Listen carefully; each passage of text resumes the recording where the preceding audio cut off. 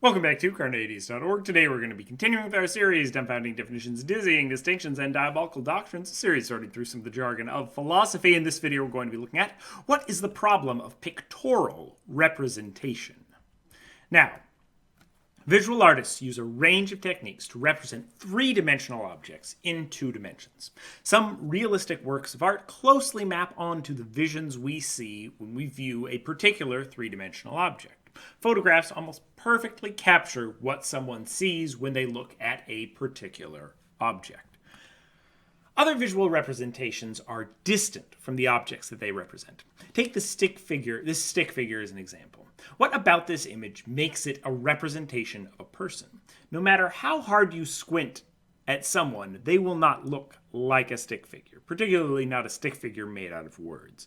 And yet, we immediately recognize a stick figure as a representation of a person, despite the fact that many other things have the same general shape, a scarecrow, a robot, and so on.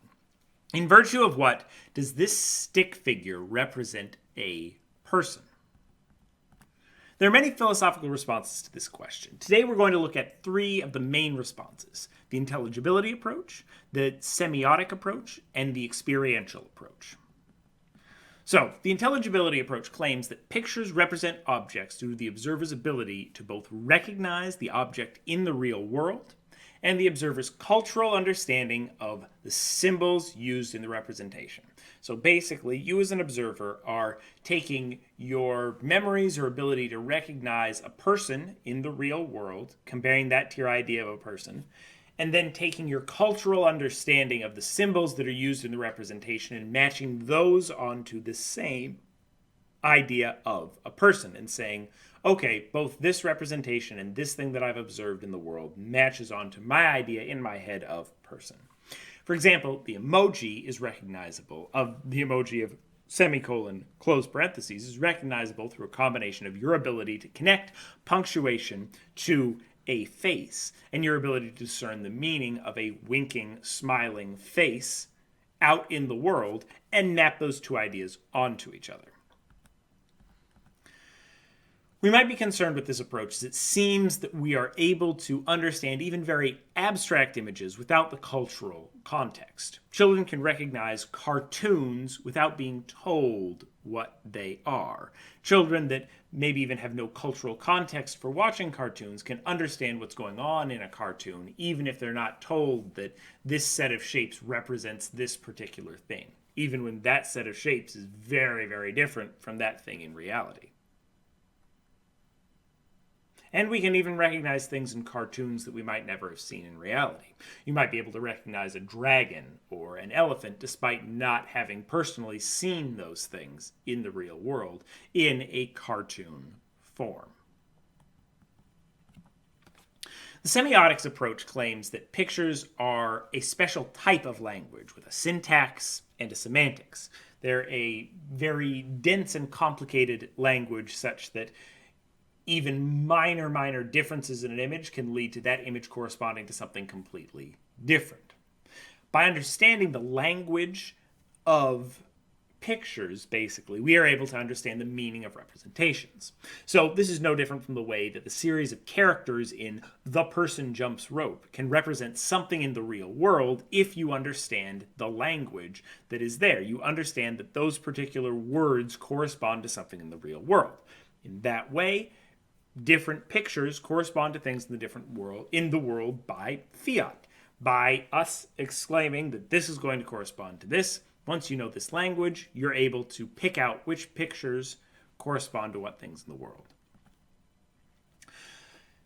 So it's unclear how images are able to map onto each other under this view. The image here to the right is not the Mona Lisa. It's a block of text. But you can interpret it as the Mona Lisa, even though its constitutive parts are very different. Its constitutive parts are letters, not the kinds of things that would normally make up the Mona Lisa. If pictures are a language, it's unclear how such very different things can both have the same meaning or the same reference. Just because you understand, and along the same lines, just because you understand what obstinate means, it doesn't mean you understand what froward means, even though they mean the same thing.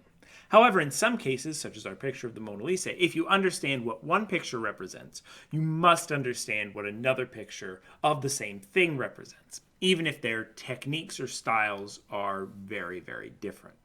So, at the very least under this, the language of pictures seems like a very strange language.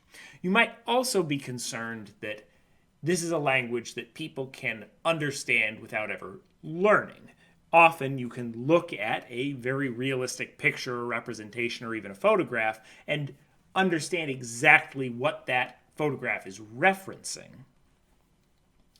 But you may not understand the cultural context for that photograph or the way that an artist is using that photograph. So this seems a little like it doesn't quite perfectly match onto our ideas of pictures represent something out in the world. Whereas if you looked at the word person but had never spoken English before, you would have no way of figuring out what that word means. There seems to be some level of representation, not just language, going on in pictures. The third version we'll look at is the experiential version. There's several versions of the experiential approach. These focus less on the cultural expressions of the representation and more on the act of seeing a representation and using one's imagination to fill in the blanks.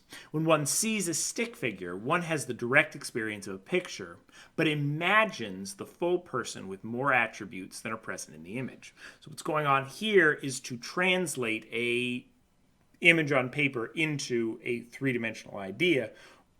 One simply uses one's imagination to fill in the blanks, and certain things will prompt our imaginations to fill in the blanks differently. So individuals might interpret particular pictures differently because their imaginations are working differently. And therefore, by doing this, you understand the image having imagined the experience of seeing a person. So when I look at a cartoon, I imagine the experience of seeing that thing in reality.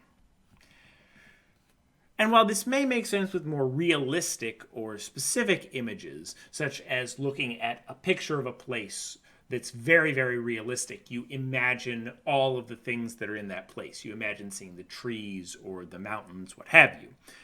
But it does not seem that when we look at a stick figure, we actually think of a full human with a race and a gender and an age and clothes and a particular hairstyle. Rather, we think of the generic idea of a person. We don't really imagine a person. We just think of the generic idea of person. Non-specific images seem to map onto ideas far more than they do real experiences of people.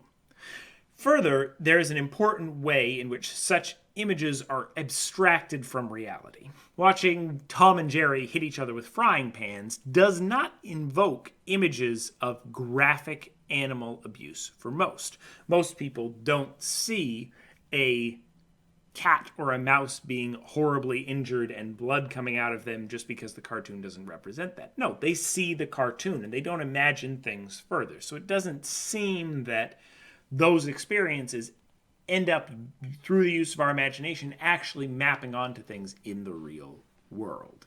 So that might be concerning. What do you think? In virtue of what is a drawing of a stick figure a representation of a person and not, say, a robot or a scarecrow?